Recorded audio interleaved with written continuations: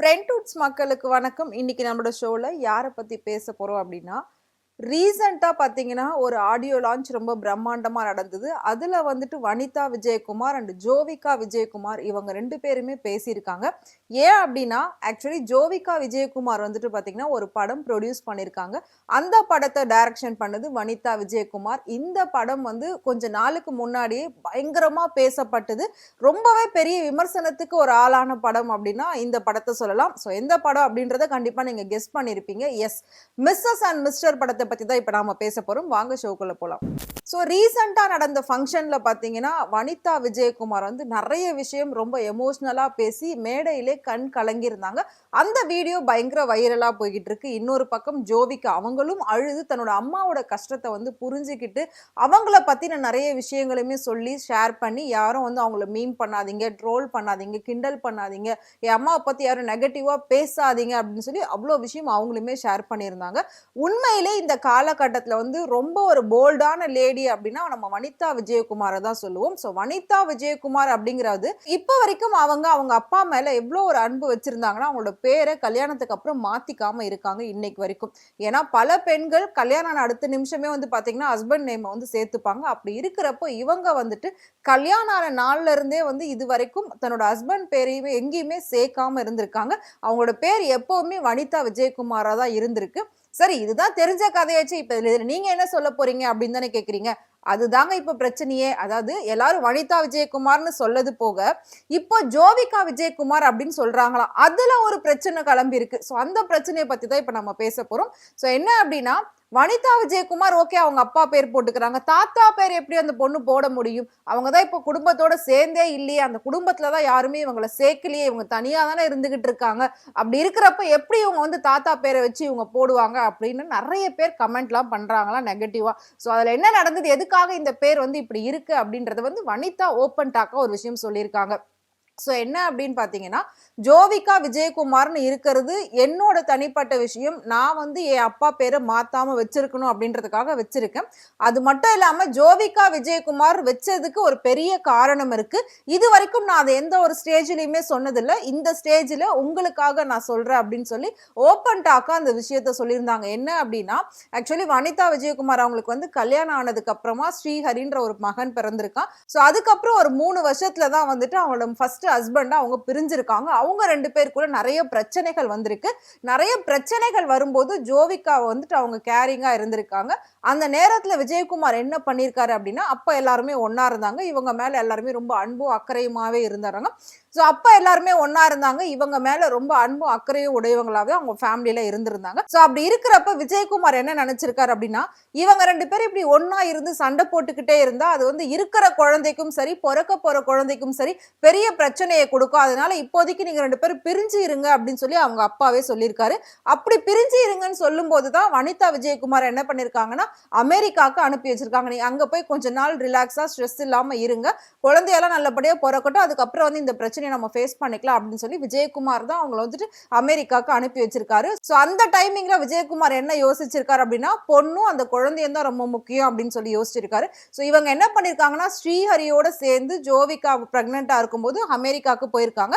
அமெரிக்காவில் தான் அவங்களுக்கு வந்து டெலிவரியே ஆயிருக்கு. ஸோ டெலிவரி ஆனதுக்கு அப்புறமா அமெரிக்காவில் உள்ள ப்ரொசீஜர் என்ன அப்படின்னா, குழந்தை பிறந்த கொஞ்ச நாள்லயே உடனே வந்துட்டு பேரெல்லாம் ரெஜிஸ்டர் பண்ணணும், எல்லா டீட்டெயிலும் அவங்களுக்கு கொடுக்கணும். ஸோ அப்படி இருக்கிறப்போ அந்த நாட்டோட சிட்டிசன் அப்பதான் அவங்களுக்கு ஈஸியா கிடைக்கும். அது மட்டும் இல்லாம பிறந்ததுக்கு அப்புறமா அந்த குழந்தை வந்து இவ்வளோ மந்த் கம்பல்சரி அங்கதான் இருந்தாகணும் அப்படின்ற மாதிரியான ஒரு விஷயமும் இருக்கு. ஸோ இந்த மாதிரி ப்ரொசீஜர்லாம் அங்க இருக்கு. அப்படி இருக்கும்போது எனக்கு ஜோவிகா பிறந்தாங்க. ஜோவிகா பிறந்த உடனே என்ன ஆச்சு அப்படின்னா, எனக்கும் என் ஹஸ்பண்டுக்கும் ஆல்ரெடி நிறைய ப்ராப்ளம் இருந்தது. அதனாலதான் நான் தனியா அமெரிக்கா போனேன். அப்படி இருக்கிறப்போ அந்த ப்ராப்ளம்லயே நான் இருந்ததுனால அவரோட பேரை வந்து நான் சேர்த்துக்கணும்னு விரும்பவே இல்லை. அதாவது எனக்கு கல்யாணத்துக்கு அப்புறமே என் பேரை வந்து வனிதா அப்படின்னு சொல்லி அவரோட பேரை நான் போடல. இந்த இடத்துல நான் அவர் பேரை மென்ஷன் பண்ணவும் விரும்பல. ஏன் அப்படின்னா, என் குழந்தைங்களோட அப்பா அவர் தான் அப்படின்றது எனக்கு நல்லாவே தெரியும், அது அவருக்கும் தெரியும். ஸோ அவரோட பேரை சொல்லி நான் வந்து அசிங்கப்படுத்த விரும்பல, எதையும் நான் வந்துட்டு வெளிப்படுத்திக்க விரும்பல.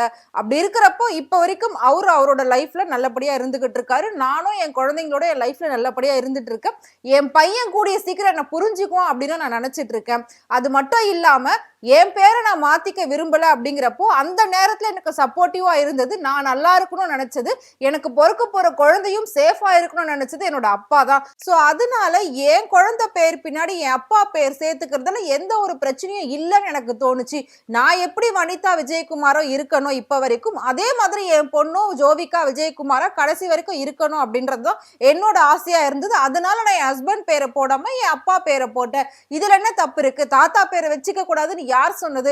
எல்லாருமே முன்னாடி சேர்த்துப்பாங்க தாத்தா பேரு இனிஷியல் எல்லாம். நான் இப்படி முழுசா வச்சிருக்கேன். இதுக்கு கூட நீங்க வந்து பேட் கமெண்ட் பண்ணி எந்த அளவுக்கு ஒரு பெண்களை வந்து நோக்கடிக்க முடியுமோ அந்த அளவுக்கு நோக்கடிக்கிறீங்க அப்படின்னு சொல்லி ரொம்ப கண் கலங்கி ரொம்ப எமோஷனலா அவங்க வந்து பேசியிருந்தாங்க. அது மட்டும் இல்லாம அம்மா வந்து சிங்கிள் பேரண்டா எவ்வளோலாம் ஸ்ட்ரகிள் ஃபேஸ் பண்ணியிருக்காங்க. ஸோ பணத்தளவுல எவ்வளோலாம் எங்க அம்மா கஷ்டப்பட்டிருக்காங்கன்றது நாங்க சின்ன வயசுல இருந்து பார்த்திருக்கோம். அவங்க கூட பிறந்தவங்க எல்லாருமே ரொம்ப வெல் செட்டில்டா வசதியா இருக்காங்க. ஆனா என் அம்மா வந்து ஒரு பட்டு சாரி வாங்க கூட காசு இல்லாமலாம் கஷ்டப்பட்டிருக்காங்க. அப்படி இருக்கிறப்ப நாங்க எங்க அம்மாவை நல்லா பாத்துக்கணும் அப்படின்றதுக்காக தான் எப்பவுமே அவங்க எந்த முடிவு எடுத்தாலும் நாங்க அவங்களுக்கு ஃபுல் சப்போர்ட்டா இருப்போம் அப்படின்னு சொல்லி ஒருத்தருக்கு ஒருத்தர், அதாவது தாய்ப்பாசம் அப்படிங்கிற ஒரு விஷயத்த அன்னைக்கு மேடையில 2 பேருமே வந்து ப்ரூவ் பண்ணியிருக்காங்க. ஸோ இது எல்லாத்தையும் தாண்டி இந்த படத்துக்காக நிறைய பேர் ரொம்ப கஷ்டப்பட்டு அவங்களுக்கு வந்து ஹெல்ப் பண்ணியிருக்காங்க. அதாவது எந்த ஒரு பேமெண்ட்டையும் பெருசா இவங்க கிட்ட எதிர்பார்க்காம, எந்த ஒரு வசதிகளையும் பெருசா எதிர்பார்க்காம வெளிநாட்டுல போயிட்டு எல்லாம் வந்து ஷூட் பண்ணும்போது எனக்கு டிரான்ஸ்போர்டேஷன் வசதியெல்லாம் அங்க இருக்காது, ரொம்ப இன்டீரியரா போக வேண்டி இருந்தது. ஸோ அப்படி இருந்த இடத்துல கூட பெரிய பெரிய ஆக்டர்ஸ்லாம் வந்து எங்களுக்காக ஹெல்ப் பண்ணியிருந்தாங்க. ஸோ அவங்க வந்து பெரிய அளவில் வசதிகளை எதிர்பார்க்கல, எங்களுக்கு சப்போர்ட்டிவா இருக்கணும் அப்படின்றதுக்காக எல்லாருமே வந்து ரொம்ப ஹெல்ப் பண்ணாங்க. அவங்க எல்லாருக்குமே ரொம்ப நன்றி அப்படின்னு சொல்லியிருந்தாங்க. இதை தாண்டி இந்த படத்தை பத்தின ப்ரமோஷன் வந்து நாங்க வெளியிட்டதுக்கு அப்புறமா பணம் ஏது இவங்களுக்கு, ஒரு பட்டு புடவை வாங்க காசு இல்லைன்னு சொல்லி பிக் பாஸ்ல கஷ்டப்பட்டாங்க. சோ அப்படி இருக்கிறப்போ ஒரு படம் எடுக்கிறது அளவுக்கான காசு இவங்க கிட்ட எப்படி வந்ததுன்னு சொல்லி அதையும் நிறைய பேர் வந்து விமர்சனம் பண்ணியிருந்தீங்க. சோ இந்த பணத்தை நான் என்னோட முழுக்க முழுக்க சொந்த உழைப்புல தான் சம்பாதிச்சேன். என் அம்மா அவங்களோட சைட்ல இருந்து கொஞ்சம் சேர்த்து வச்சிருந்தாங்க, நான் பிக் பாஸ் போனதுக்கு அப்புறமா கொஞ்சம் சேர்த்து வச்சிருந்தேன். இது ரெண்டுத்தையும் போட்டு படம் எடுக்கணும் அப்படின்றது எனக்கு மிகப்பெரிய ஒரு ஆசையா இருந்தது. ஸோ என் அம்மாவுமே சொல்லியிருப்பாங்க எனக்கு டைரக்ஷன்ல அவ்வளோ ஒரு இன்ட்ரெஸ்ட் இருந்ததுன்னு சொல்லி. ஸோ நிறைய படங்கள் நான் வந்து அசிஸ்டன்ட் டைரக்டரா ஒர்க் பண்ணியிருந்தேன், அதுல இருந்து கத்துக்கிட்டேன். அதுக்கப்புறம் பிக் பாஸ் அப்படிங்கிற ஒரு பெரிய பிளாட்ஃபார்ம் எனக்கு கிடைச்சது. அதுக்கு தான் என்னோட நான் பெரிய நன்றியை சொல்லணும். ஏன்னா அது இல்லை அப்படின்னா கண்டிப்பா இந்த படத்தை என்னால் ப்ரொடியூஸ் பண்ணிருக்கவே முடியாது அப்படின்னு சொல்லி ஜோவிகா ரொம்ப ஓப்பனாகவே பேசியிருந்தாங்க. ஸோ பிக் பாஸ்ல நான் சம்பாதிச்ச பணத்தை வச்சு, எங்க அம்மா சேர்த்து வச்ச பணத்தை வச்சு தான் இந்த படத்தை நாங்கள் எடுத்திருக்கோம். ஸோ எங்க அம்மாவோட டைரக்ஷன்ல என்னோட ப்ரொடக்ஷன்ல தான் இந்த படம் வந்து வருது. ஸோ நீங்க எல்லாருமே இதுக்கு வந்து சப்போர்ட் பண்ணணும். முக்கியமா வந்து லேடிஸ் ஓரியன்டான மூவி மாதிரி தான் இது இருக்கும். அது மட்டும் இல்லாம எந்த அளவுக்கு இந்த படம் விமர்சனம் வருதோ அந்த அளவுக்கு ஒரு நல்ல வரவேற்பு இருக்கும், அந்த அளவுக்கு நல்ல வசூல் இருக்கும் அப்படின்னு சொல்லி ரொம்பவே நாங்க எதிர்பார்க்கிறோம். நீங்க எல்லாருமே இந்த படத்துக்கு சப்போர்ட் பண்ணணும். ஒரு சிங்கிள் பேரண்டா எவ்வளவு நாங்க ஸ்ட்ரகிள் பண்ணி எந்த அளவுக்கு நாங்க வந்திருக்கோம் அப்படின்றது உங்களோட சப்போர்ட்னால தான். இன்னும் நீங்க வந்து எங்களுக்கு சப்போர்ட் பண்ணணும் அப்படின்னு சொல்லி அம்மாவும் பொண்ணும் மாறி மாறி நெகிழ்ச்சியாக பேசியிருக்காங்க அந்த மேடையில. ஸோ அந்த விஷயம் தான் இப்போ ரொம்பவே வைரல் ஆகிட்டு இருக்கு. ஸோ வனிதா விஜயகுமாரை பத்தியும் ஜோவிகா விஜயகுமாரை பத்தியும் நீங்க என்ன நினைக்கிறீங்க? மறக்காம கமெண்ட் பாக்ஸ்ல கமெண்ட் பண்ணுங்க. சோ இதே மாதிரி சினிமால நடக்கக்கூடிய நிறைய உண்மையான சுவாரஸ்யமான விஷயங்கள்லாம் நீங்க தெரிஞ்சுக்கணும் உடனுக்குடனே அப்படின்னு நினைச்சீங்கன்னா மறக்காம ஃப்ரெண்ட்வுட் சேனலை ஃபாலோ பண்ணிக்கோங்க.